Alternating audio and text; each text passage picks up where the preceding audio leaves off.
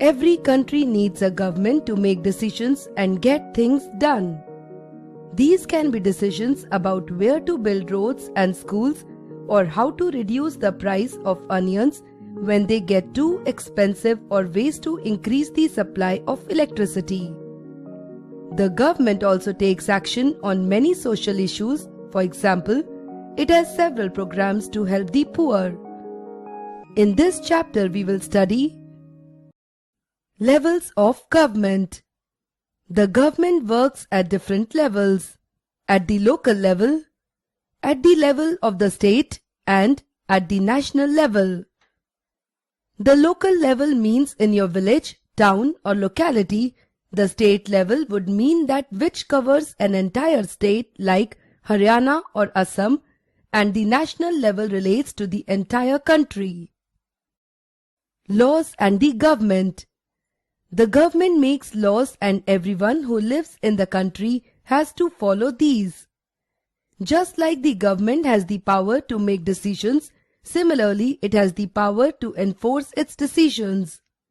For example, there is a law that says that all persons driving a motor vehicle must have a license. Without laws, the government's power to make decisions is not of much use. In addition to any actions that governments can take, there are also steps that people can take if they feel that a particular law is not being followed. Types of government. The first type of government is democracy. In a democracy, it is the people who give the government this power through elections in which they vote for particular persons and elect them.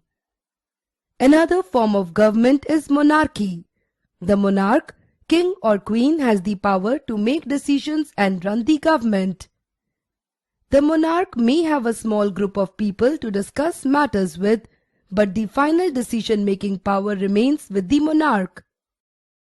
Earlier form government.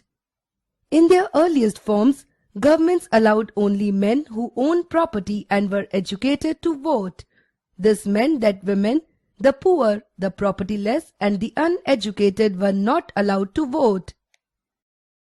Democratic governments. India is a democracy. The main feature of a democracy is that the people have the power to elect their leaders. Thus, there is rule by the people.